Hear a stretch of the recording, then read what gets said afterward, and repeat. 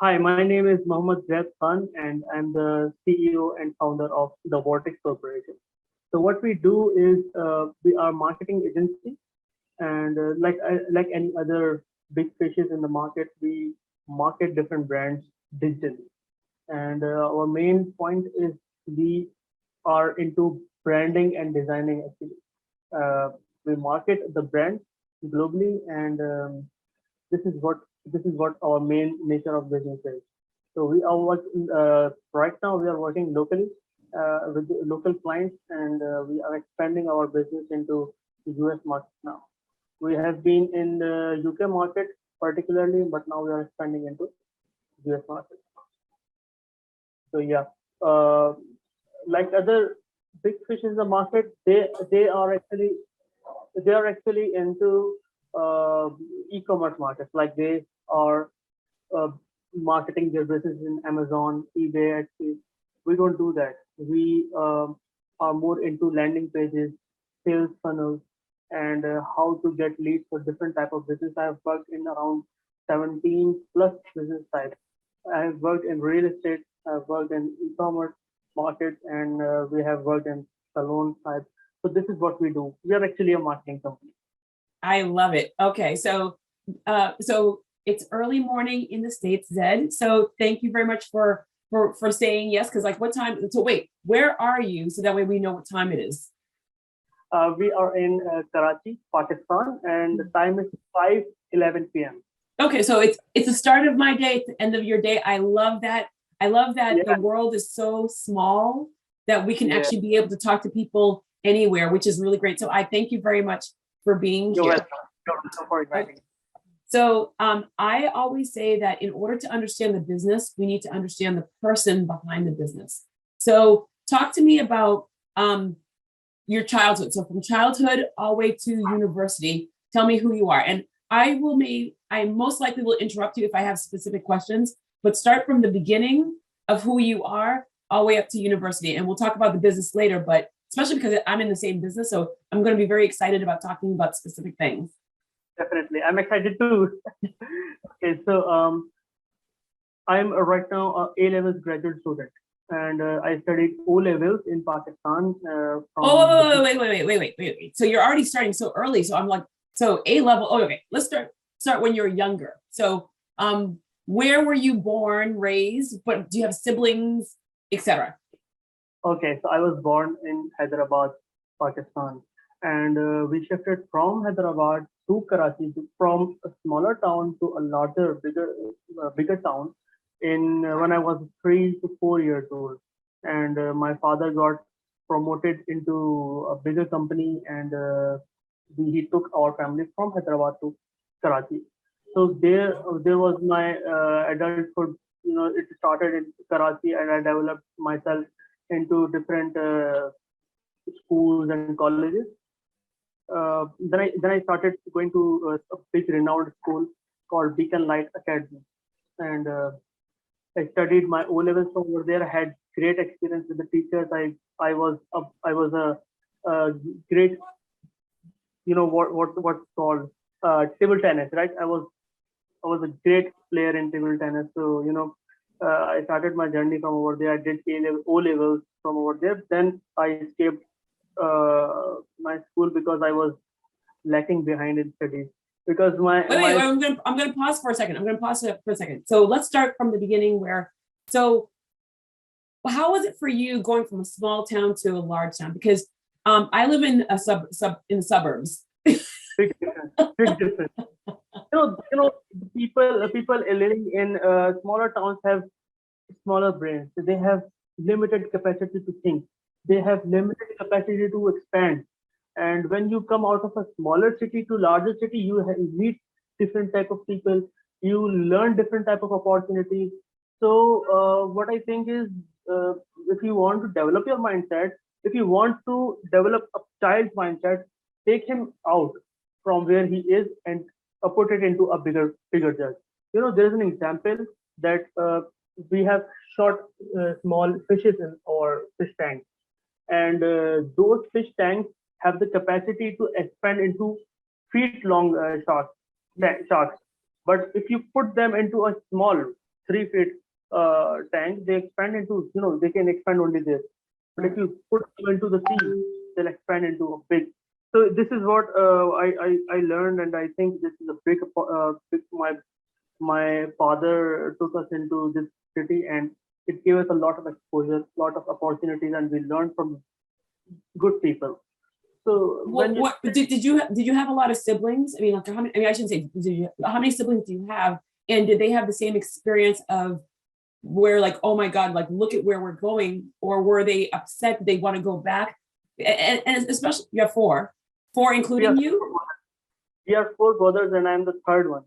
Okay, so yeah, did any of them go back? Because there's so many times where people go into the city and they're like, you know what, this is way too much for me. And then they end up going back into the smaller town because they want to feel that community. So did you or your siblings feel that at all? Not at all. Not at all. We had the best neighbors, best school, best teachers, and my other cousins who are in Hyderabad are always complaining about they don't have any opportunities for entertainment. They don't have a lot of parks, a lot of amusement parks. So they actually come to Karachi, spend their weekends or spend their holidays. They actually enjoy this city. This is a beautiful city. But Hyderabad is actually not so developed, and not many opportunities over there. So that's why we came. And I think my dad made the right decision. None of my siblings wanted to go back, and I didn't either. So then you mentioned about, we'll call it education, but then you started to fall behind in classes. So what happened where all of a sudden you're like, I'm so excited. I have all these experiences. I'm being given all these opportunities, but then you start falling behind in your classes. What happened? Actually, what happened is it didn't happen back in my O levels. I had great scores in A levels, but in A levels, in A levels, I started getting involved into business life. My friends who were with me, they were doing businesses, local businesses. They are just flipping cars, flipping assets, and that interested me a lot. Wait, did you just say flipping cars? Yeah. Okay, so you have to explain that, because when people sit there and hear flipping cars, they think that you're physically flipping a car. So when you're saying it, what do you mean by flipping cars?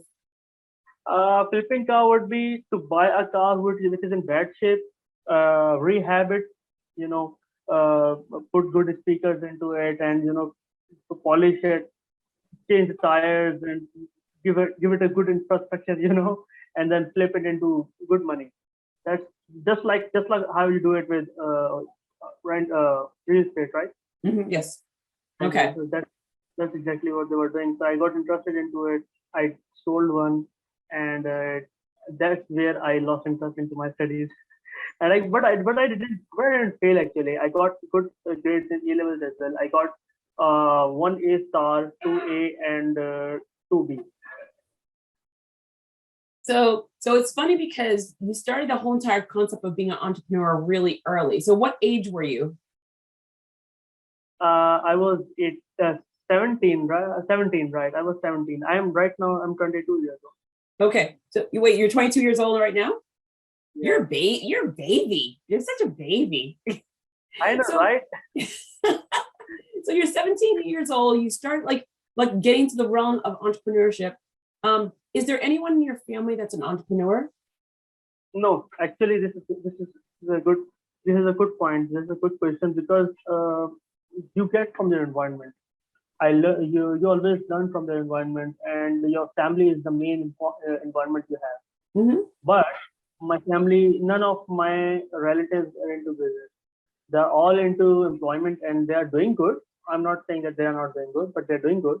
My father is doing good actually, but none of them is in entrepreneurship.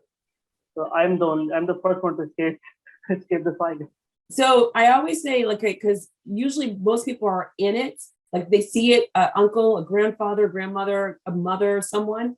Being the first one, what was it like for you? Like, your family is looking at you, and what are their thoughts about what are you doing? I mean, you're smart. We've given you all these different opportunities. Why would you go this route being the first one? Because there's always the first person that went to college, but you're the first one that went into entrepreneurship, which is it's hard to explain to people sometimes. I think it is always hard to explain anyone. I learned from a mentor of mine that you don't no parents give opportunities to their children. You have to take it. You know, they don't give it to you. They go and take the risk. They never do that because parents are parents. They want to protect the child. They don't want their child to go into failure and get sad or depressed and sit at the corner. They don't want that. So they always want their children to play safe. And business is not about playing safe. You know it right. You know it better. So I wanted to take risks. My father is a good supporter, but at that time he wasn't supporting me much as well. But when I started showing the progress, making money, so they were like, okay, he's doing something. He's not doing the wrong thing. That's how I started to take opportunities from my parents, to take the support from my parents. They don't support you into business. I always tell my friends who are starting into business life, I tell them that your parents will not give you they will not support you in this journey. I just tell them straight away. My cousins actually, my little cousins who are in their 14, 15 age, and they're getting professional day by day. They're getting older day by day. They're child. They are getting older day by day. So I just always tell them your parents will not support you in entrepreneurship life because it is very tough. Mm. You have to cry sometimes. You have to, just there are a lot of hard times, really days. So I tell them that you have to take it. So, so when did you? So from the time that you started getting into like your grades are starting to go bad, but only because you're into the business part. You're working with friends. You're flipping cars. So now, how does the flip from the point where you're flipping cars evolve to a company that you have right now? Flipping cars was not my main motivation. The main motivation was making money and helping others, obviously. So I started from making money, and then I started an online business. Actually, I started to sell watches on Instagram, and I used to run. Wait, I'm sorry. You started to sell what on? You started to sell what on Instagram? Oh, okay. Yep. I was drop shipping at the time. I was listing the products onto Instagram and then running ads. And when I got the order, I ship it from over there. That's what I did, which is now globally called the drop shipping business on Amazon and Shopify. So that's what I used to do back then. That's how I started to get to know about ads, marketing, how to use the good creatives, how to sell more and more and more, how to get the influencers into your business, and how to make it a brand. Mhm. That's where I learned it from. I learned it from failures as well. I didn't get into profit that much. I built it a lot, but I learned a lot. So that's a break even point. The marketing is so unique, and I always tell people that marketing hasn't changed since caveman days, meaning that the essence of marketing is here's the problem, here's the solution, here's my target audience, and there's like how do we connect the dots. I mean, you can go to museums, you can go to literally like beautiful caves, you can go see the story of like how in hundreds and thousands of years ago how they wrote down the problem, the solution, the target audience, and they tell and how to connect the dots. So that hasn't changed. The way of getting the way of getting it out to people. Yeah, the way of getting it out to people. We haven't changed anything. We've added ways to get it out to people faster. So what made marketing so enticing to you? Because you did the whole entire, you were selling watches, so sales, you could have gone into sales. You did the whole entire flipping of cars. You could have gone into the whole entire of creating, refurbishing. There's so many different, excuse me, there's so many different ways of business that you could have gone into. What made marketing interesting for you? What was it that was like, aha, this is my spot? Good question. My main goal is to help people, and I love it when big businesses, huge businesses and brands are relying on you, and they look at you and tell themselves that this is the guy who is making my business. Marketing is the game. Marketing is the only game. Marketing comes, the sales come from the marketing. So I went How into much this. do I love you? I love you already because you just said that. I love you. Thank you so much. I love you too. All right. So when I got the concept that sales is coming from the marketing, uh, I thought like I'm the king. I'm the king of this company because even the CEO is not doing a great job, the main job which I am. So I got into this because I helped one of my one of my friends sell his. He was selling, I don't know, he was selling mobile phone covers at that time on Instagram. So I helped him, and more than I did into my business, I helped him in building him his business. So when I felt that happiness and the value proposition I gave into his business, I felt like a king. And I thought I'm going into this, and I'm not just helping this guy, but I'm going to help a lot of businesses now because this is the game actually. And Facebook, Instagram, Twitter, Pinterest as well, and TikTok, Snapchat, they are doing great into marketing, not sales. This come later, marketing first. So that's how I got interested. And one more thing, TikTok market. Gary Vaynerchuk. I saw your picture with him, and I saw your picture with. I saw your website, and I was like, she is with Gary. I love this guy. I'll ask you later how you met this guy. Okay. I want to. Okay. So yeah, Gary. So Gary V is I know him through a friend. And I like him. I like him and I don't like him. So I like him because he's first generation. He's first generation to this. No, he's immigrant. I'm pretty sure he's immigrant. But I love the fact that he focused the business about helping his family. So for me, that was the number one reason why I was like amazed by him. What I don't like about him is the cussing. He swears too much, so that's like, I mean, and sometimes I feel like it's a show. And so I don't enjoy that part of him. But when you're having a one-on-one conversation with him, it's like it's a whole different person versus the show of Gary Vee. Well, actually, the cussing attracts the audience. Marketing, negative marketing. I call it negative marketing. Yeah, so for me, my biggest thing is I have clients of all ages, and I was taught to respect people, and I don't need to cuss at you to sit there and get your attention. It's just like it's not. I think he's more like an influencer now. People are more influenced by him than his business actually is. The clients might be influenced by what he's doing, but the people who listen to his YouTube channel, they are more into him because he gets into the psychology. I understand that, but you know what the thing is? There are people, and mind you, I believe that there's a smaller percentage of individuals that are actually doing what he's doing. They follow him, the person, and how he's grown, and they're growing their businesses this way. And there's a larger group of individuals that just follow him because they just like he makes them laugh or entertainment, but they're not going to do it.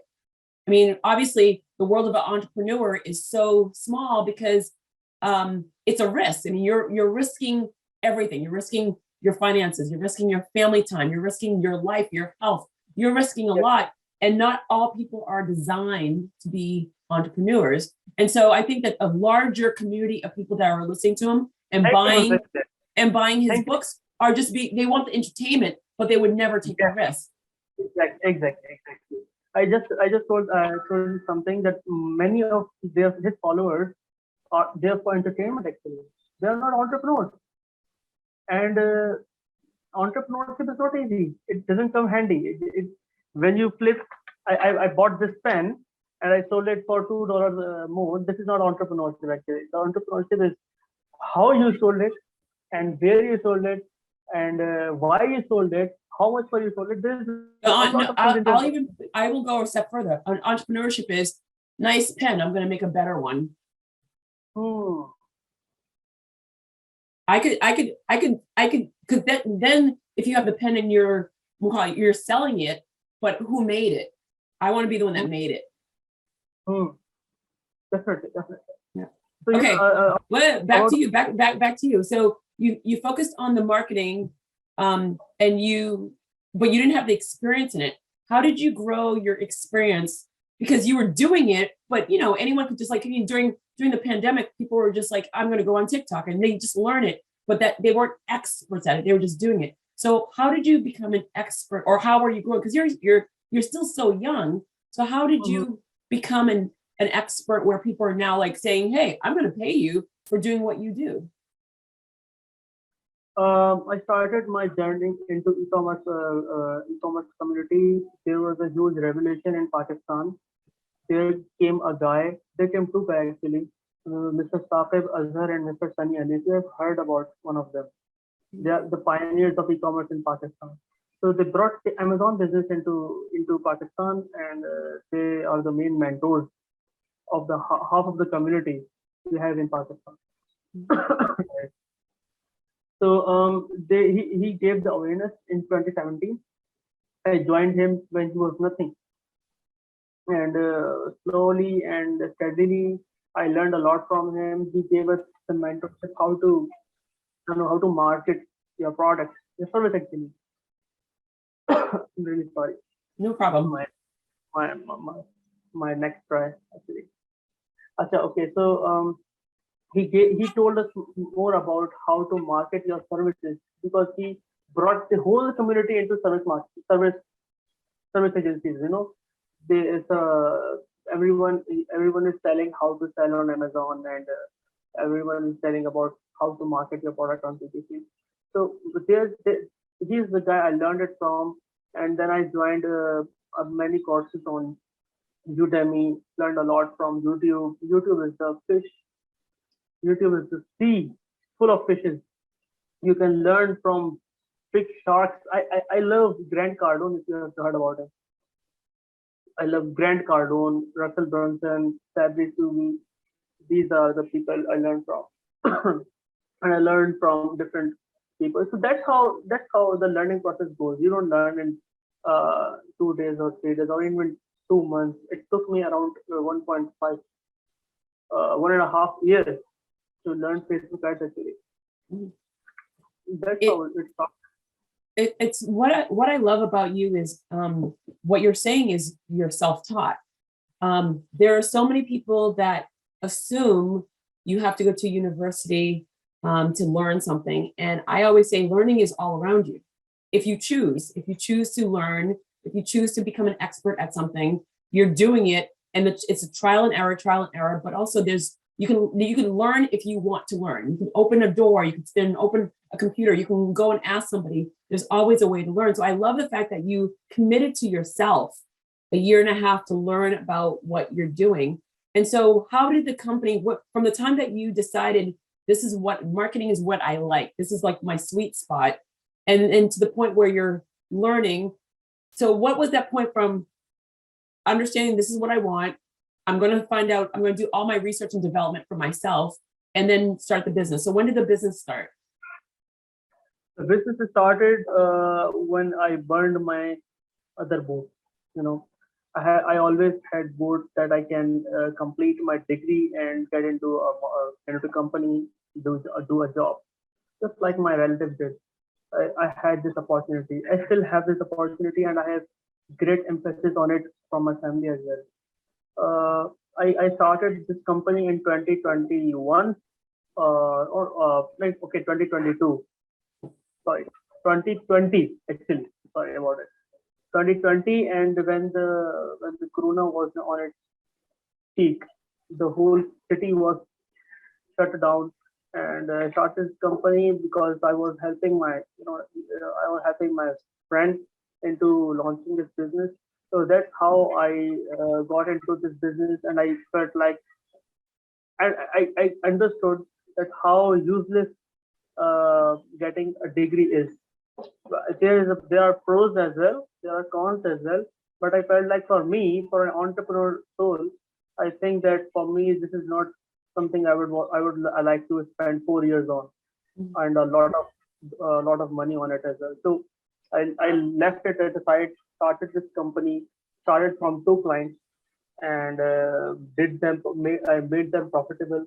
They brought 4 more clients. And then 4 more clients brought. Most of I started on referral. But all right, so this is interesting. So you started your company at the peak of the pandemic, which we're going to talk about the pandemic as well. But you brought in one client, you brought in more clients. Most people are like, I mean, I literally just spoke to someone yesterday, and she was like, I know what I do, but it's so hard to find clients. How were you able to create a message to find clients? Because I think the two things that I hear a lot from small businesses are, number one, sales. I can't find the salesperson. I don't enjoy sales. I like doing what I do. And the next one is, how do I get clients in? How do I get them to sit there and release their money and say, I want to hire you? Look, I tell them one thing: you are not a good marketer if you cannot help yourself. You cannot market yourself. How come you can say that I'm a marketer? You cannot even market yourself. So I think how I got the client. I learned the psychology of a client from my client, that all they want is you to do what you told them that you will do. I told them that I'll scale your business, I'll make you profitable, I'll make them profitable. Just this. No other thing. So you help them, and then they help you through reference. Yeah. If you can satisfy a soul, he will satisfy your whole business. That's how it started. So my first client was from my father, and he has a friend. He told this friend that my son does Facebook ads and stuff like that. So he got interested into me. He met me, and I did a great meeting. I'm good in closing a deal. So yeah. That's how I closed him in the first meeting. He gave me the money, started doing his business, his work. I failed for 2 to 3 weeks, but he gave me a lot of time. So in the 4th week, I made him profitable. Okay. When he was like, wow. So that's very interesting too, because he allowed you to not, it wasn't fail, but he allowed you time to make sure that you were growing. What I say is that if you want more clients, then be good in your craft. Whatever you're selling, it should be solid. Like if I am selling Facebook ads for real estate, then the client coming at you should know that this guy is good in marketing, that he is good in real estate marketing. He doesn't have to ask a lot of questions. He doesn't have to ask you a lot of testimonials. The best of my clients didn't ask me for any testimonials because they knew who is that. Mm-hmm. Yeah. And so how was it that you kept on getting clients? Was it word of mouth, or were you starting to seek them out?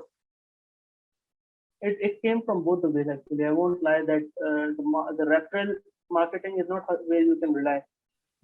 So I did affiliates. I made a lot of affiliates. My brother is now my affiliate. My father is now my affiliate. My employees who left me are now my affiliates. Those are my word of mouth, actually. And those clients I have right now are actually retainers, so they don't hurt. My business doesn't hurt in much. I have 5 retainer clients and many people who come and go. But I love that, because all right, so not only was it word of mouth, but you just said something I think that's a lot of small businesses and startups don't think about. Form the affiliation with someone that will be your word of mouth. So see, you're dropping all these like these like nuggets, and you're not even realizing it, but I'm hearing it. The partnerships, the affiliations are huge, because you can't be everywhere. And because you can't be everywhere, and let someone else do the selling for you, which is great. The problem right now is everybody gets into competition from the first day. I start my agency, and another guy starts his agency, and he's now my competitor. He's not a competitor. We should start growing together. And I think the winning is not in competition, it's in collaboration. I started collaborating with the people in my city who are good, who were actually my mentors. So I got networking, I changed my environment. I started sitting with them, their friends. I started doing what they did, and it is not always about learning the technical skills. It's about learning the guy, how Yeah. he thinks. He is a marketer. He is good at what I'm learning. So I should learn what he's doing. Yeah. So I got into his network, did did work from him for quite some time, and learned a lot from him. That's how I started learning and getting clients. Beautiful. So, Always. which is another nugget that you just gave. We do live in a world where people are always competing. But someone is going to eventually get old, retire, and die. We know we're all going to die eventually. Why would you die with the knowledge? And so if you can learn from your competitors or your partners or your affiliates, if you can learn from other people to grow what you're doing right now in this time, it's a plus, where some people's egos will not allow them to do that. If you have ego, you cannot make money. If you have ego or anger issues, you cannot make money. Yeah. Never ever. Yeah, it's true. It's totally true. The richest guy doesn't have ego. You can see a lot of examples around you even. Mm-hmm. If your friend is richer than you, look into him. What his nature is. You will find him the most calm and the cooperative person in your group. Mm-hmm. That's how I developed a lot of things. I was not like this. When I was a child, I had anger issues. I had a lot of ego, and when I got into this field, I got hurt a lot of times. It always happens. Not every client is happy from you, and so this happened, and I learned it from it. So I didn't have any family support. They don't ask you how's this is going. They always ask me how the study is going and when will you get into the university, stuff like that. So I always fought my battles alone and learned from people and made a lot of mentors. Mentors are very important for you if you are into marketing or any business. If you're selling water bottles, you have to know what Aquafina is doing. You have to know what big companies are doing actually. I learned from a mentor actually. Which I think this is amazing. Everything that you're saying right now is making me so happy because it's in line with what I say so often. So I love that you're talking about the mentoring. I love how you're saying the truth, where being an entrepreneur, we're on a boat by ourselves. Family members don't understand. They scratch their heads. They ask, well, he looks healthy. She looks healthy. I think they're okay. Well, what do? I don't really know, but they look healthy. They're happy. So it is one of those moments where we're on a boat by ourselves in the world of entrepreneurship, in the world of small businesses and startups and innovators. We know what we're doing. We know in our hearts that we're trying to help people get to a better level, but it is very difficult when something goes wrong, you're scratching your head and you're like, what do I do? And then to seek out mentors is amazing, because the ego usually doesn't allow you to do that. But once you realize I can't do this by myself, you seek out individuals that have been doing it for years, and that will expedite your success because you're learning from people that are willing to teach you. Exactly. It is very important. It actually is very important because I learned from a guy, and he used to say that one person doing the business is just one person. If you collaborate with another person, you are not just 2%, you are 11%. And if you add one more person, you are 111%. How's that? How do we get that? Well, how do we get to that calculation? I'll tell you exactly. When you add your third partner into your business, third brain, you have 4 people now, then there's fight. Because there becomes 2 teams actually, this is the rule. Either you're 2 partners or you're 3 partners. If you become 4, there become 2 teams and the business dissolves into a scrap of pile of crap. That I learned from it as well. When I started my company, I didn't start on my But wait. But you said that your mentor said one person. The calculation of how is it because of the knowledge that comes with each person? It's completely that. So when you're one person, you can only think about how you can do it. When you add in another person, and you don't add another person, you add his network as well. So, his ideas, his opinions, his experience, you add a lot of it. So you are not just two now, you are 11. Yeah. That, that's how I think networking, mentorship, collaboration, it's all just one thing. It's all about people. Yep. You need to add more people into everything. When the pandemic happened, this is, let's just say like, well, we're in the pandemic. You started your company during the pandemic. You're seeing the entire world shutting down.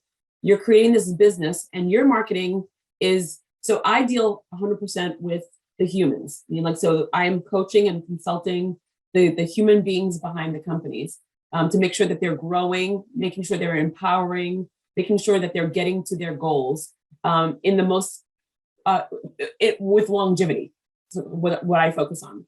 You're focusing on the digital. During the pandemic, where a lot of companies were like, we don't, if it's not live, if we're not in the office, we can't do it. And then the pandemic forced everybody to be digital. So how has that helped you in regards of you're learning? I mean, you're learning about what's going on, but it's like you started this company in the right time. Everyone is on board digital, young, old, white, black, Indian, like everyone. I mean, everyone is on board to literally be in the digital world. Good, bad, indifference. It's hard. It's easy. I'm confused. And just everyone is learning it. How was that for you, and how does that help your company? It helped me into explaining them. I'm the master, and he knows that his business cannot survive without me. He heard from his friends that his business is now going online. His business he's selling online, and I am not. So who is the guy to talk to? He already knows who he is supposed to talk to. And when a person came, a Zaid comes to him, he already knows what value I'm going to give him. So during the pandemic, when I started this company, the best thing I had was the problem, and I was the solution. That's how I started getting clients and the referral clients. When you are in business, you have a lot of other people who are in business as well. So when I got my clients, he used to do business in the market, and he had a lot of friends. So he told them about it. They all came to me, not all, but some of them came to me and talked to me. I closed few of them as well. So that's how pandemic helped me get my business onboarded into this. Where do you think marketing will go in the future? And I ask this because there are so many companies that believe, well, I have the best product out there. I don't need marketing. Or I've been in business for years. I've never had to pay or even think about marketing. Or I've had a bad experience with marketing and I don't want to do it ever again because I paid money or I tried it myself. I don't have the time. So I don't have the time. I've had a bad experience. I think I have the best product in the world. I'm better than marketing. Or at the end of the day, I don't get it. I mean, I just don't get it. So where do you see it overall in regards of I'm working hard to market people through digital? Where do you see the future of marketing? Again, marketing won't go away, but where do you see the future of marketing evolving to, in your opinion?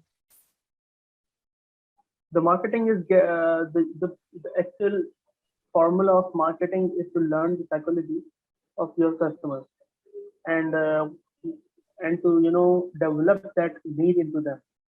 The main marketing is to develop the need of the solution into them, into their business or into their life. If I'm selling a fan, I need to give him a problem that he doesn't have a fan to to be able to sell this fan to them. You know. So what I see marketing as in the future is I am a digital marketer actually. I would say that this will go into AI more now.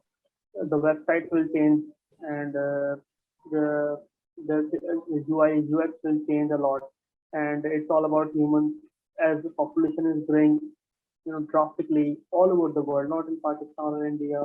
The population is growing, and the more people are in this on this earth. So you have to tap your business into them, and how you can tap it. the guy who says that his business doesn't need marketing, he is a fool. He is a fool. His business will eventually go down. And even the big brands need marketing. Even KFC need marketing. McDonald's need marketing, and they do it. They do it on a bigger scale. So I think business, the marketing game will go on the metaverse as well, and wherever people are going, the marketing will go.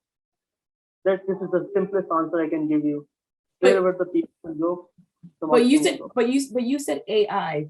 The if you walk out your door right now and you're seeing the small shops, they're not going to focus on AI because they focus so much more on humans. And so, how do you convince or how do you even talk to someone that is like storefronts, whether it's the barber, whether it's the dry cleaner, whether it's the little bodega, the little corner shop that you get your milk and your eggs from? How do you even talk to them about AI when they're like, what are you talking about? I don't need AI where I work. So look, there are big companies that, of course, they're looking at that way of how do I get. Virtual reality, virtual reality is a good answer for your question. I think those people who don't know about AI or VR, uh, they'll they'll they'll look at other people doing it.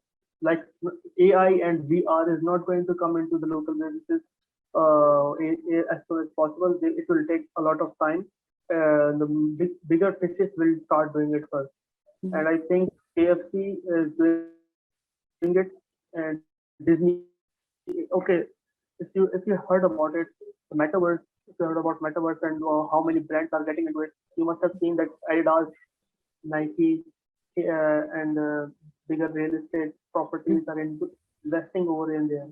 So it always starts from top, and then it gets penetrated into the middle of the businesses, Mhm. SMEs, and then it comes into local businesses. So that's how they get. It's all about awareness. They will create the awareness. It will get into them. It will get any cheaper, then they will adopt as well. VR is actually what I think is going to get into evolution. Mhm. The websites will be like you do something and the sneakers will come out of the screen. If you have seen that Well, video, won't that be interesting? That will be a very interesting time. What is I mean, the world is going for, towards something. as you're watching experts in the marketing world all over the world, what is the differences that you're finding in Pakistan to what you're seeing that's happening, whether it's in the States or whether it's in the UK? What are you seeing that Pakistan is not doing well that you want to actually like really improve upon so that way you become the expert in your community? Mhm. I think Pakistan is lacking behind only because of the opportunities over here. Every innovation that comes into US, Pakistan takes around 5 to 6 years to adopt it. Mhm. So why? Because of awareness. Because the new technologies are very expensive, the new innovations are very expensive to adopt, and Pakistan is not a very rich country. So people take time. When it Mhm. gets cheaper, it arrives. So how I can adopt things into my business, what my competitors or collaborators are not doing. Can go and research. It's all about R&D. You have heard it. It's all about R&D. So I'll just go and research what the bigger fishes are doing and try to adopt as much as I can into my business. That's what I am doing right now as well. I'm doing a lot of research on ClickFunnels that you have heard about. Mhm. I'm doing a lot of research on it. Who is your target audience? Because I mean, here on this podcast, I focus on the fact that I mean, entrepreneurs and innovators are my target audience. Small Mhm. businesses is who I go after, but there are businesses, large companies that have entrepreneurs. So like they have a small department that they're literally their own startup. They're in their own world within this big entity. So those are the people that I focus on, innovators and entrepreneurs in a small ecosystem, 100 employees or under.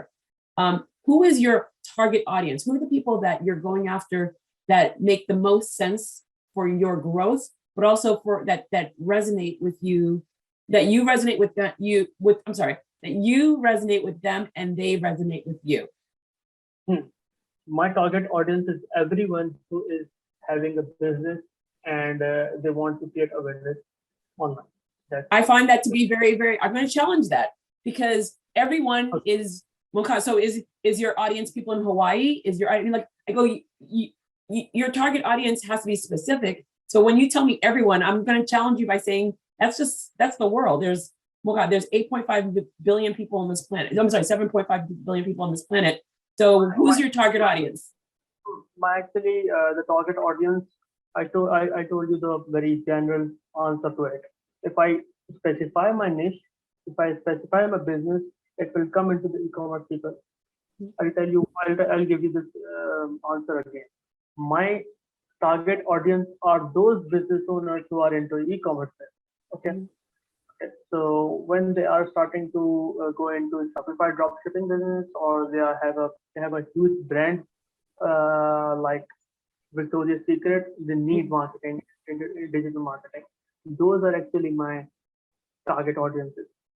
I recently started a brand and in Pakistan, and they were selling spices locally in a Yeah. small shop, but they had a lot of audiences. They are making a lot of money into retail business, and they wanted to start something digital. Then I gathered a meeting, started brainstorming.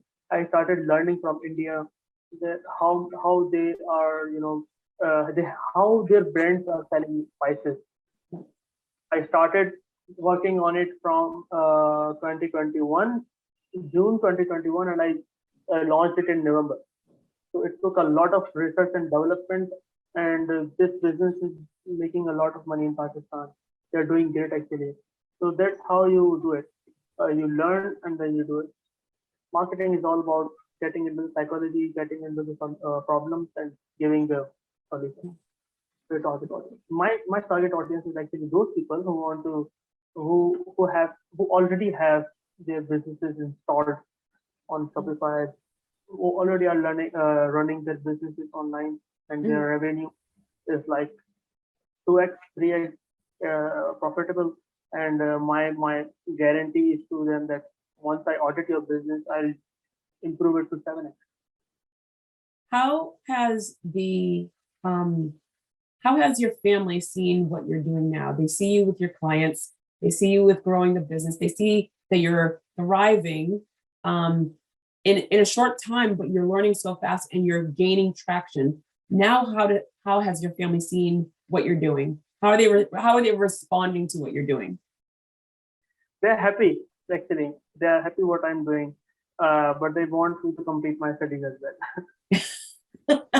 Well, you can you got to, I mean, you have to complete it one way or another. But the good thing is about the studies, they're always around. So you can complete it now or you complete it when you're 90 years old. Studies are Exactly. always around. And I feel like studies is a very general word. The degree is not just your studies. If I can study your business, that's studies as well. If I can study about Amazon, it's studies as well. Why are you telling me that I should go and waste and spend my 4 years into university? If you tell me something, if you give me a blog and tell me to study studies, I have changed the concept of studies into my brain. But I like that. I like that a lot. What did the pandemic do for you? We are going into year 3. It's shocking. We're going into year 3. In the United States, our numbers are dramatically dropping, but around the world, it's not. They're still going up, and we are dealing with a war as well. So now it's like we keep adding more like elements to like what's happening globally. Globally, usually it's just like something's happening in Pakistan, something's happening in the United States, something's happening in the UK, something's happening in Australia. Globally, we're all dealing with what's happening now. So how has the pandemic affected your life from the time it started to the point of where we are right now? What were the highs and what were the lows of the pandemic for you in regards to yourself personally, but also the business? It changed the mindset of a lot of people, including mine. It changed a lot of things, the concept education, the concept of health. People were not paying attention to their health, and their businesses. If we talk about the business, the people doesn't rely and trust digital. They don't want the business online because there are a lot of frauds as well, and so they learned that they cannot survive without it. One more thing happened is during the pandemic, many of the people, I won't say just the business owners, many people got the understanding of getting their lives digital as well. They should learn how to connect with people in US. If you are living in India, you should know, you should try to learn of people about, they should know who Jodi is. They should know what Zaid is. They should know who XYZ person is. So it gave people a lot of free time, and they started learning on their cell phone. They actually started using their cell phones profitably. That's how I think globally people got attention. TikTok got But I'm not introduced. asking. I'm not asking about globally. I'm not asking about other people. I'm asking about you, my friend. How did the pandemic affect you personally and professionally? All my answers was actually from personal experience. Well, So what but that's the thing where like you were watching the world shutting down. So how did it affect you personally in regards to? Like again, you started your business during the pandemic, but before you started the business, in April 2020, you're seeing the world shutting down. What happened to you? What changed for you? What things changed? What things added? What things frustrated you? How was it for you? it did frustrate me because my father was still employed into a company, and we didn't go into that phase where many people were out of money. They were not earning. There was a huge massacre over there, and I didn't get the corona as well. So that didn't hurt me or affect me that much. But what made me realize is that only the small thing which cannot even be seen can affect a lot of people. So that's what made me think that this is important, that I should protect myself. And what other thing I learned is many schools and colleges went down. They were closed. Uh, my brother, all of my brothers, my cousins, and my friends who were studying, they were at home, and they were trying to get knowledge online. They had online classes, which is not a good thing. I hate online classes. It is not a good way to study. Studies is not about getting the theory. It's about getting into the environment. And I think your mentor, your teacher can only be touchable. If you can touch your teacher, that's your teacher. That's what I think it is. So Wait a second. Wait, we're going to pause. You just said you hate online teaching, but you're also learning about marketing online. I told you. I learned the most from my mentors. I learned the most from my mentors. One of my great mentor is Sunny Ali. Mm. So I used to be the student, and then when I came into the Facebook ads marketing game, I learned it from a great person. He's a great teacher as well, Moise Khan. I got into his network. I used to learn sitting beside him. You know, Yeah. how the great knowledge comes from the person who is with you. Online is a lot of distraction. And when you are not even interested into physics, chemistry, how can you concentrate on the screen? Yeah. If I'm not interested to talk to a person online or listen to him or her, then why would I even learn? You know, Physics and chemistry are not, they are not shiny objects. They are forced for a student to learn. So that's how that. This is because I hate. I won't say hate. That's a very strong word. I It's a dislike. very strong. My dad would say that too. Because hate's a very strong word. Hate's a very strong word. I don't like to say hate. I dislike online studies. Yeah, this is what happened. Uh, Was so there yeah, any? Was there anything that you learned where something that you would have never done if it wasn't for the time that we were given during the pandemic? Something that was just like, I would have never, I mean, obviously your business, but is there anything else that you added to your life that you would have never thought about? This, exactly this. If the pandemic wouldn't have happened, I wouldn't have changed my mindset. I would have gone to a university and would have started spending my 4 years like everyone else. I wouldn't have been an entrepreneur. I wouldn't have sold that watch. So Exactly. this, That's simple answer. Actually, many people got devastated into COVID, and many people changed their lives in COVID. mm, It was an opportunity given to people. They took it negatively, some took it negatively, some took it very positively, and they are doing a great job now. I absolutely agree. I mean, I don't know if you've even seen the states where there's a record numbers of people leaving jobs, record numbers, over 10 million people, not just small jobs, but big paying jobs. They're like, this is not what I want. And everyone's like, oh my God, it's like the pandemic, but the pandemic has been over for, it's not over. The pandemic is Mhm. here, but it's at the tail end of it, and people are still leaving jobs. And I always say to people are asking, they're like, what are your thoughts? I'm like, you didn't take care of the humans. And for years, you didn't take care of the humans. And when they were at home, they realized, oh, you didn't take care of me. I'm leaving. I'm finding better. And so even Mm. with I was just talking to someone recently where I had an insurance company for 20 years, the same insurance company for my car, for my home, same insurance company. During the pandemic, they sent out a marketing flyer about how the China virus, and I'm like, whoa, whoa, whoa, whoa, what are you doing? So I emailed them. I've known them for 20 years. I emailed them like, oh, hey, I'm a marketing person, as you guys know.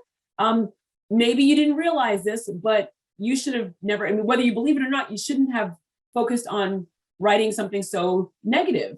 Mm. It's really pretty much racist. They didn't respond once. I let it go. They're busy. 2 weeks, 3 weeks, they didn't respond. Fourth week, I emailed them to drop my insurance. I'm moving to another person. That's all it takes to lose a client, because Exactly. that's all it takes is to lose a client is the fact that you chose to put something out that just really, I mean, especially as a marketing person, I'm trying to help you. For 20 years, you had my money, and I just said, you just lost a 20-year relationship, which is Mm. how easy that businesses can go. People have been aware because we have the time. We have the time to be aware of the bad boss. We have the time to be aware of the bad company, Exactly. bad companies. We had the time, and this time was precious for a lot of people. Exactly. Many people started to look at themselves in COVID. They had a lot of time to look into the mirror. They had a lot of time to go into Facebook. They had a lot of time to look at themselves, and they had a lot of time to look into the families and their problems. Yeah, They started giving time to the families. You know, yeah, so this is everything is about people. yeah. I think COVID gave COVID gave an opportunity for many people to connect, to stop what they were doing, stop whatever you're doing. Mhm. God said, stop whatever you're doing, now go interact with each other. Yeah, COVID was not about staying away from each other. It was about getting close to each other. yeah. That's what I think. COVID had a lot of. I won't say many people died as well. They lost their lives. They lost their loved ones as well. But I think both it had both aspects. It had positive as well as negative as well. Mm. And what I got from God, thank God, I got the positive one. Mm. I didn't, I didn't, I didn't lose any of my relatives or nor my friends. Alhamdulillah, and I'm fine. No, it's same. I mean, same with me. Where I mean, I'm knocking on wood, that knocking on everything that I was able to enjoy my time. I call it the pandemic pause. We were able to Exactly, pause, exactly. take a look, reevaluate what's best for us. And I mean, there's a lot of people, not everyone, a lot of people are seeing the upside of it. I've had positive experiences. And I always tell people, if you had a positive moment, don't be ashamed of that. Yes, it is bad. We've lost over 6 million people globally to the Mhm. pandemic. Okay. That is extremely sad. There are a lot of families that have lost loved ones that they weren't able to say goodbye. There's a lot of negatives out there. But for those that had positive moments, don't take away from that. You cannot take away from the fact that good things happen to you, and you have to embrace that as well, because it was a gift. And because it was a gift, take it and do as many positive things as you possibly can. Exactly. Because that's what having an opportunity means. You take an opportunity or you lose. That's it. The pandemic was a pause and it was an opportunity from God. Some took it, some lost it. And that's not just for now, that's throughout life. Throughout life, peaks and valleys, peaks and valleys, peaks and valleys. Zaid, I have taken so much time of your evening, and I thank you so very much. So I have only 2 more questions left. One is, if you had to sit there and talk to someone that is looking to start a business, I mean, what were your highs and what were your lows about starting your business, and what advice would you give to someone? What invoice? Well, yeah, what advice? So what were the high parts of starting the business, and what were your low parts of starting your business, and what advice would you give to someone that is looking to start a business? If someone is looking into starting their business, I would like to know why do you want to get into this? I would like to know who inspired you. I would like to know who is your competitor. You're telling me that I want to start a Shopify dropshipping business, and you don't even know who your competitor is. You don't even know your product. Okay, if you are starting your business, what's your service? What's your product? What do you know about it?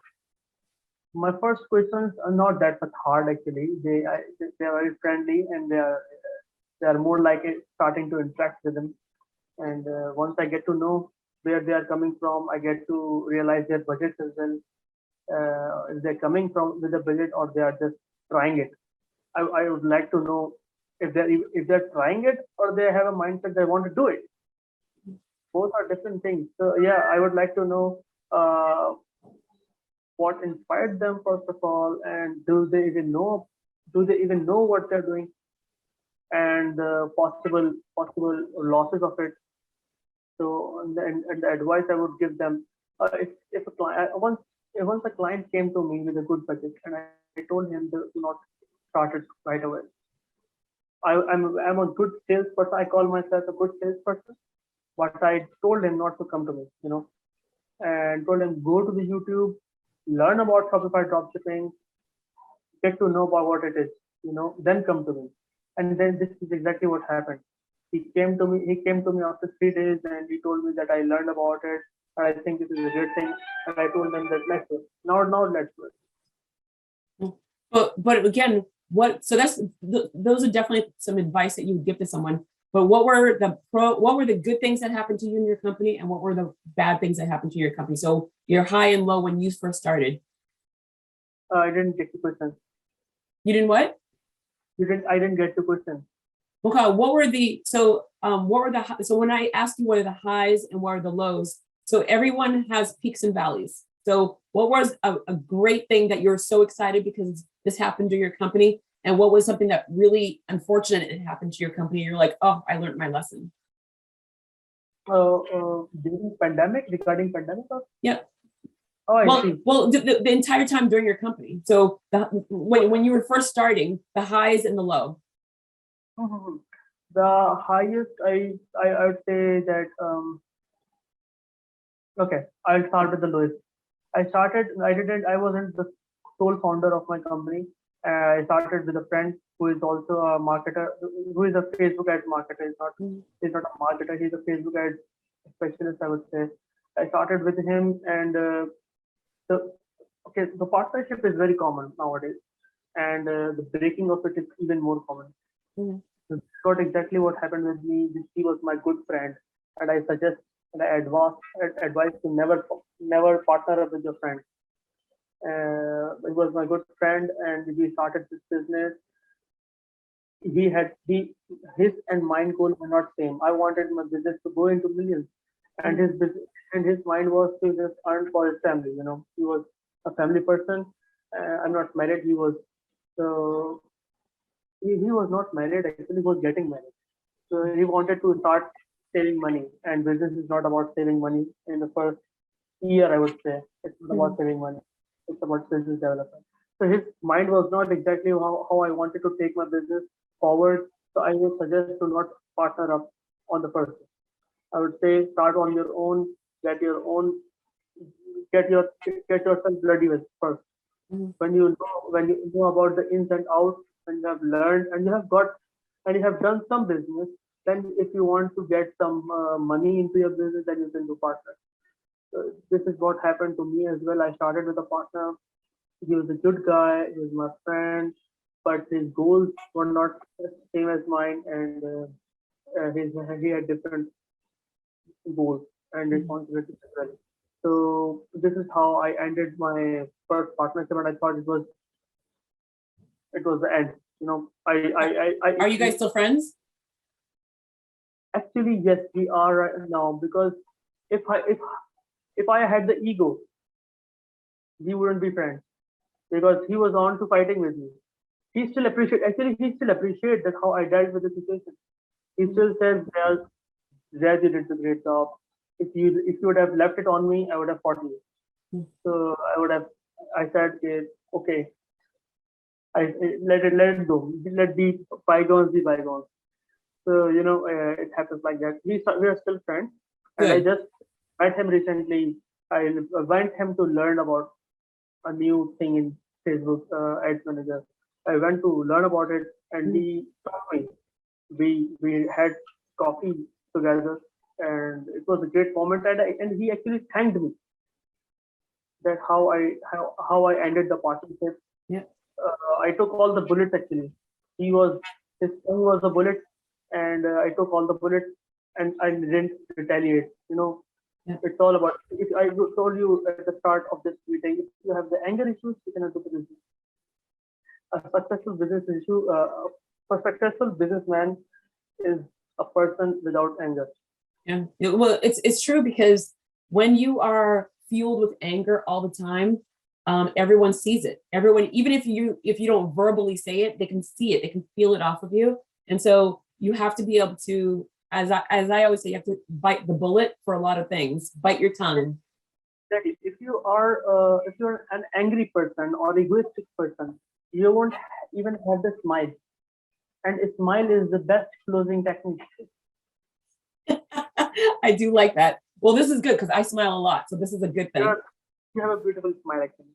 Thank you. So what were the good things? What was the high? So that was the low, but you turned it around to make it you took a low and Exactly. turned it around. So what was your Yeah, high, high, high? high was actually COVID. COVID gave me a lot of opportunities. The high is actually, I'd say, when you are getting frequently, you're getting clients frequently. That's a high point. So my high was that I had a lot of business already coming into my way. So that was Beautiful. my high. That was I, my I high. I like it. That's a good high. All right. So well, this is like a perfect way to go to the last question. This question I ask everyone, no matter how many times you are on the podcast, I will always ask you this question. If you had a personal ask and a professional ask of anyone that's listening to you right now, what would be your personal ask and what would be your professional ask? Your personal ask, I say this because small businesses ask for their companies all the time, but they never ask for them. And I always say without the human, there is no business. So what would be your personal ask and what would be your professional ask, please? I think so. My personal ask would be so related to you, and I think you can give me some tips on it as well. I would like to build a personal brand that jazz is a brand. So I'm still working on it, and I'm looking at many people who are doing it. I want to get into personal brand development. The business development comes along with it. Well, I'm not You going to don't. lie to you, but I'm happy you said that because that's what I do. So this is good. All right, we can talk about that offline. Okay, so that's your personal brand. Okay, so wait, that's your personal ask, right? Exactly. Okay, so what's your professional ask? My professional art would be. Uh, I'm going to post this recording somewhere. Well, yes, it's everywhere. This is why we're doing this. Yes, it's going to be posted everywhere. All right, all right. So whoever is listening to me, and if you want to start a business, contact me. That's a business ask. Okay. Okay, see, that's perfect because well, this is one of the things where I always tell people, I'm doing this for you guys because, I see that you were hesitant because people are like, well, I don't want to ask about my business. That's why we're here. We're here for people to understand who you are and why you are here. About hesitance, I think I learned it from Steve Harvey. Yeah, but if you listen to him, Steve Harvey. I don't listen to Steve Harvey, but I watch Family Feud with him. He has a motive that you have not because you ask not. Once you start asking the community, if you start asking the people, tell them your problem. Everyone. It has happened to me a lot, and this is the great advice I'm giving to all of the viewers behind this screen. That if you are trying to do something, don't do it first. Ask for it. Yeah. Go to the people and take their advices. Ask for their advices. I'm trying to sell this bottle. How should I sell it? Ask them for the help. Everyone is available for help. Everyone. You know what? It's funny that you say that. Asking for help for a lot of people, including myself, is hard because it's not an ego thing. It's more of a disappointment. When you ask and you get disappointed or someone ignores you, whether it's a friend, whether it's a stranger, it hurts the ego. So I always say for men, I don't know how you guys do it, because if I was a man and I had to approach a woman every single time and she would reject me, that would crush me. And you guys are built to be rejected all the time and still like, well, she said no, I'm going to go again and again and again and again and again and again. So I think that we women are not built for that. And my dad like literally got me to be like, he's like, my dad's like, you don't accept no. So the mindset for me is from my dad, but that's one of the things where asking for things, it's very, very difficult for a lot of people. I understand. I totally understand this thing because I used to have this problem. And how did you solve it? I started from that. I started by asking, and I got insulted quite some time. I actually, when I was in school, I'll go back and tell you about my school now. When I was in school, I asked my chemistry teacher about some questions I was not getting, and she actually did a lot of. She explained it very well in the class, and she thought that everyone would have understood it.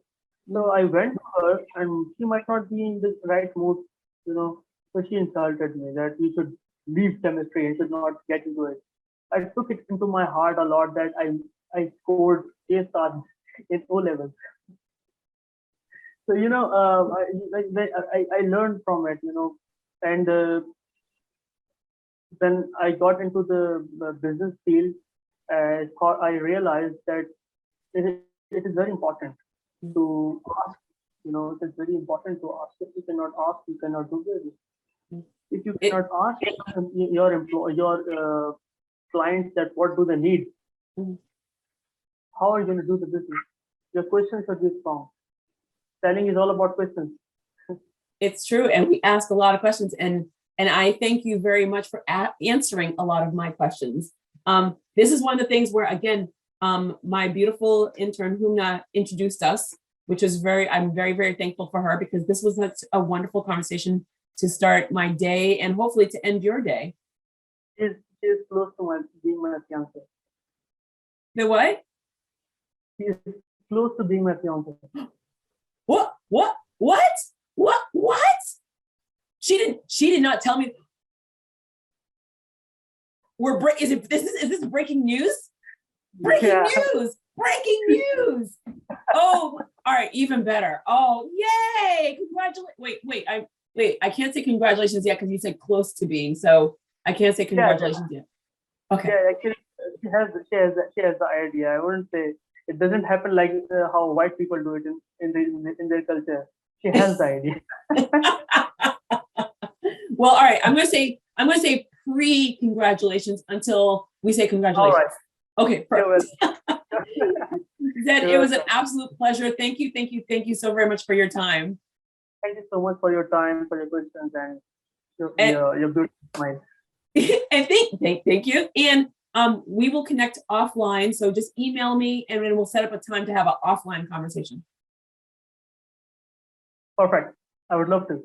All right. I love how you ended it with a breaking news. I love that. That was the best. You know, when you're a salesperson, you drop a CD. Oh, that was a good one. That's my first one. I like this. This is good. Wait, she's gonna listen to this. Wait, she's gonna listen to this interview. Does she know? I don't know. Is she listening? Is it going No. live? No, this is not live. This is live to tape, meaning we tape it and then I don't edit and it goes live. So will she hear this? She's gonna listen. Oh, so excited. Yes, she will be excited as well. Oh my God, I love it. Okay. Have a wonderful evening, my friend.